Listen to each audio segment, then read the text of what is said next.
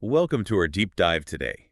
We've got a really interesting mix here. Articles, podcasts, all about self-improvement, productivity, even a little philosophy. Sounds like our listeners are ready to unlock their potential, find some fulfillment, maybe even bring some mindfulness into their lives. Definitely. And the article from Little Miss Lionheart really grabbed me, the one about ADHD masking, the way it describes masking in everyday life. It's fascinating how people develop these subtle strategies. It's like without even realizing it, they're blending in trying to avoid judgment.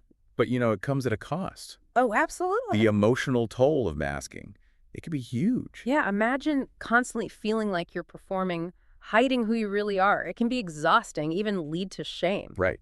The article talks about ways to recognize those masking behaviors. Like maybe you feel drained in social situations. Or you struggle to say no. Exactly. Unmasking, though, it's a journey. It's personal. Not a one-size-fits-all solution. Definitely requires self-understanding, acceptance, and finding your own way to navigate the world authentically. Speaking of journeys, the Optimal Living Daily podcast episodes, you sent those, bring up some thought-provoking ideas. Yeah, like the one about hope. It really challenges our usual way of thinking about it. It's not about achieving some perfect future. It's about embracing uncertainty. Exactly. That shift in perspective, it's powerful. When we let go of those rigid expectations, we open ourselves up to new possibilities. Totally. And it helps us build resilience, adaptability, which are essential for navigating all the unexpected twists and turns life throws at us. And that ties in nicely with their episode on superpowers. I love how they reframe that whole concept. Forget those fantastical abilities. Right. It's about cultivating the strengths we already have. Recognizing our unique talents and passions and expressing them in our everyday lives, that's where the real fulfillment lies. It's like that article, Shortcut for Creating Positive Habits from the Positive blog. It all comes back to starting small. Absolutely. Make those changes manageable. Like instead of committing to an hour-long workout. Start with just 5 minutes of exercise each day. Exactly. Break down those goals into achievable steps. It makes forming new habits less daunting. And more likely to stick long-term.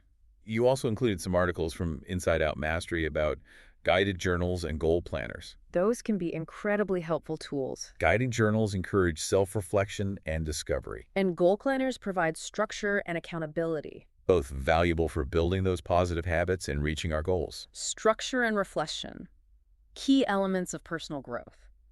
They help us understand ourselves better and create a roadmap for positive change. Speaking of roadmaps, though, we can't ignore reality. True. The Hard Realities article from Mark and Angel Hack Life. It reminds us that growth often involves confronting uncomfortable truths. Right. We have to acknowledge those realities without letting them define us. Like the fact that we can't control everything. But we can control our attitude, our actions, our responses. And the article doesn't shy away from failure. It's inevitable. Instead of fearing it, we should see it as an opportunity to learn and grow. Embracing that growth mindset. Viewing challenges as learning experiences and setbacks as temporary. Exactly. A growth mindset allows us to approach challenges with curiosity and resilience instead of fear or discouragement. It's empowering. We've covered a lot of ground here, a lot to think about, and there's more to come. Let's delve into relationship dynamics and self-care in the next segment. So, thinking about growth mindsets, it's interesting to see how those concepts play out in our relationships. Yeah, for sure. And the Mind Valley Pulse articles. You sent some really interesting ones. Mindful dating, that one caught my eye. It's all about bringing that awareness, that intention to the whole dating process. Instead of just going through the motions. Right. You're really thinking about what you're looking for in a partner, approaching dating in a more thoughtful way. So it's about being present, Yeah. being authentic, really focusing on building those genuine connections. Exactly, based on shared values and all of that. The other article, though, it delves into Neo-Tantra. Now, that's something I'm not as familiar with. Oh, it's interesting. It's like a modern take on those ancient tantric practices. Focusing on... Cultivating intimacy, both with ourselves and with our partners. And the article mentioned how it can help individuals explore their sexuality. Safely and consciously. Yeah, and it highlighted the importance of communication, respect in relationships. It's all about deepening that connection, fostering personal growth within the relationship, shifting gears a bit.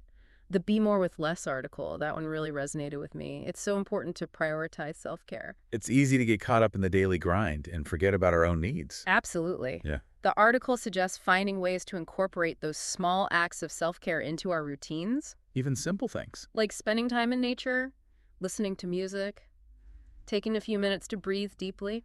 Yeah, it's about finding those sustainable ways to nourish ourselves. Physically, emotionally, I really appreciate that idea of gentle self-care. It's not about adding more to our to-do lists. Right. It's about integrating those small, nurturing acts into our lives. Recognizing our limits, putting our well-being first. The article also talked about setting boundaries, learning to say no, Which can be so hard. but so important. We tend to overextend ourselves, and then we're just depleted. Exactly. Protecting our time and energy allows us to show up fully for ourselves and for others. The article also touched on cultivating a positive self-image, And practicing self-compassion. treating ourselves with the same kindness we would offer to someone we love. It's a powerful reminder. It's crucial for well-being and growth. You know, it's amazing how all of these concepts, they really connect. They do. It's like they highlight the interconnectedness of personal growth relationships, That was good. self-care. It all comes back to embracing ourselves fully and nurturing every aspect of our lives. So much to think about. Out of everything we've discussed, is there a particular point that stands out to you as especially relevant? I think the emphasis on embracing uncertainty, that really resonates with me. Whether it's approaching new opportunities, navigating relationships, practicing self-care, letting go of those rigid expectations, it opens us up to greater flexibility and resilience. Such a great takeaway. It reminds us that personal growth is a journey, not a destination. Exactly. A journey best navigated with an open mind, a compassionate heart, and a willingness to embrace the unknown. It seems like a lot of what we've been talking about ties back to self-acceptance. Absolutely. Yeah. Embracing our imperfections, recognizing our inherent worth. It's so crucial. True growth. It doesn't come from chasing some perfect version of ourselves. Right. It's about acknowledging that we're all works in progress. That's where self-compassion comes in. Exactly. Treating ourselves with kindness, understanding, even when we mess up. So for our listeners tuning in today, what's the one key takeaway from all of this? I think it's a call to action. Approach self-improvement with that sense of curiosity, compassion, willingness to embrace the messiness of it all. Not about striving for perfection. Right? It's about showing up every day, ready to learn and grow. Celebrating our strengths, acknowledging our weaknesses, and ultimately finding joy in the process of becoming the best versions of ourselves. We've only scratched the surface today, but I hope this deep dive has given everyone some food for thought, some new tools for their self-improvement journey. As you continue on your path, remember to be kind to yourself. Embrace the uncertainty. Celebrate every step along the way. Until next time, keep diving deep and keep growing.